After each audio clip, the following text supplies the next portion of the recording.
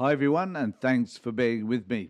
I want to talk today about media and the impact that media has on the rest of us, on communities in particular, and particularly in this particular discussion, I want to focus on what it means to young people.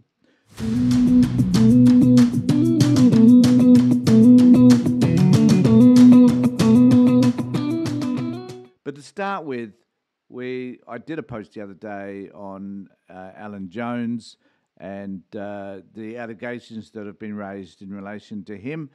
But out of that has also come some issues in relation to the power that Jones has and how he wields that power, and how that power, to some extent, has determined how certain people view politics, how they view other people, and how they view particularly, I think, Alan Jones's language and how his influence has impacted our political framework.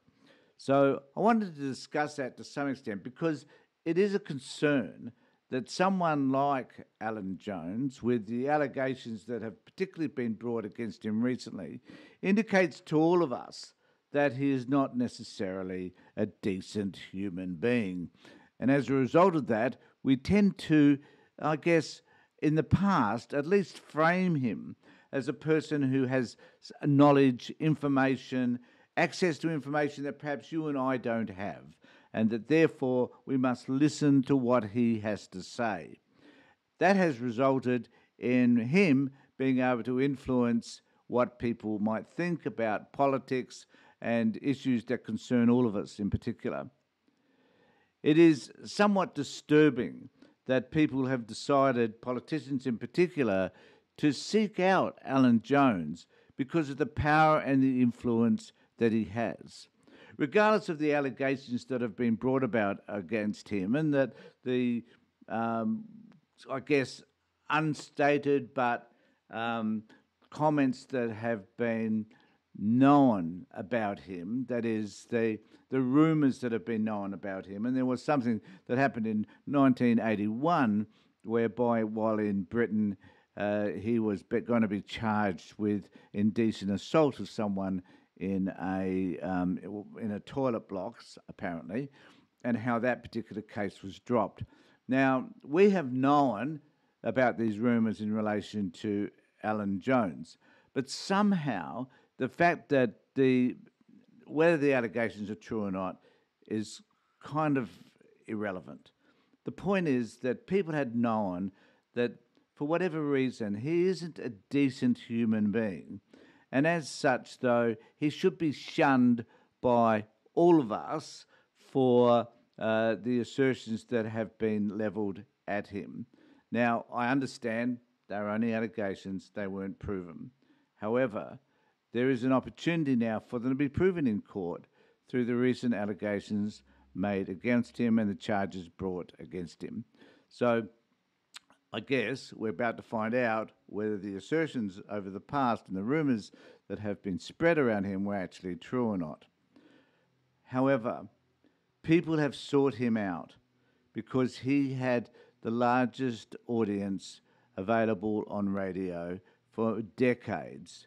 And for many, many, many months in a row, he actually had recorded the most viewers. So clearly, people needed to, I think, believe that it was on his show that they could be heard and that their views could be put forward, even though he said the most revolting things about women, particularly Jacinta Ardern and Julia Gillard. Now, as a result of that, he lost advertisers, and he eventually had to withdraw from the marketplace because 2GB sacked him. So the question for me is, why do we support people whom we believe are not necessarily of the character that we would like to see expressing our views? And this is the issue. So why do we seek these people out? Why do we contravene our own, or put at risk our own values and our own beliefs for the sake of what these people we believe will be able to offer us? Why can't we stand?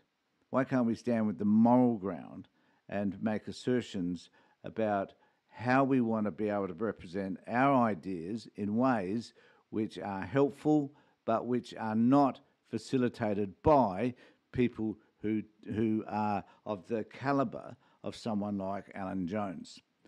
But we have today a modern day equivalent, and that certainly is with Kyle Sandiland and Jackie O.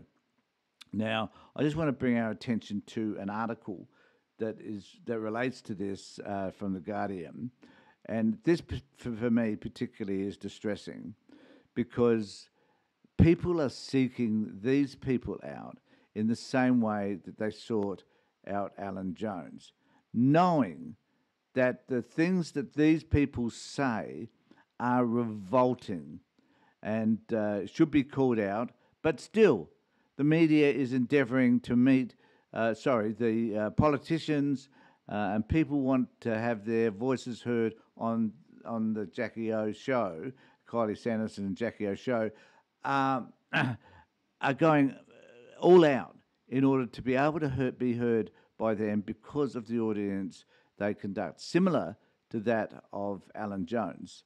Now, in this particular article, it's important to note that they joked about finding...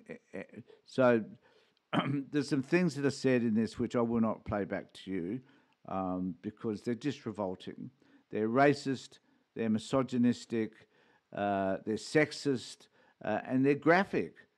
And the disturbing thing is that a number of people that listen to this crap are young people under the age of 16 who are listening to this in the mornings before they get ready to go into school, whatever. They joke about finding heroin when they joke about finding heroin when unwrapping the food, and later Sanders says, imagine if they take offence to you stealing all their food, there's talking about Asian people and everything, and they just beat you to death.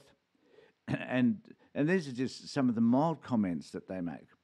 In 2 weeks of listening to the Kyle and Jackie O show in October, Guardian Australia has documented segments that mock Asian people and insult women and mental health patients, as well as vulgar and aggressive sexual language. The most offensive content involves Sandilands, while Henderson often offers mild protest to his comment about women and sex. Sandilands and Henderson have been presenting breakfast radio together for more than 20 years. They are billed as the king and queen, which is disgraceful, of Australian commercial radio, and their show is rated number one in the covered breakfast slot in Sydney for 47 surveys in a row. Last year, they announced that as part of a $200 million 10-year deal with KISS, they will be taking their show national, expanding the tightly fought Melbourne market from April 2024. Now, there's been some concerns about the type of language that they use in relation to women. So women's safety advocates have also raised concern that broadcasting content that objectifies and disrespects women is at odds with efforts to curb the epidemic of family violence in Australia. The tagline of federal government's multi-million-dollar Stop It at the Start campaign is violence against women starts with disrespect. The campaign is targeting young males aged 10 to 17, the same age as a notable portion of KISS listeners.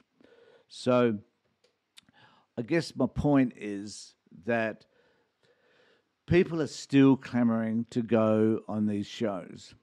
They should have made a stand against Alan Jones when Alan Jones was the height of his power, because that would have been just the moral and ethical thing to do, but they didn't do that. And with Sanderson and Jackie O, they have the same opportunity. And these people are just, the stuff about Alan Jones is it was hidden in his past. It was not stuff he was doing necessarily on while on radio, even though some of the statements that he made about Ardern and other politicians, Julian Gillard in particular, brought about his downfall. So the question remains: is what's happening here on with Sandland and Jackie O? Is that the same? Is it going to bring down their downfall? Is someone at some point going to make a stand against the things that they are talking about? So let me know what you think in the comment section below about that. Should we be making a stand against people that are just immoral?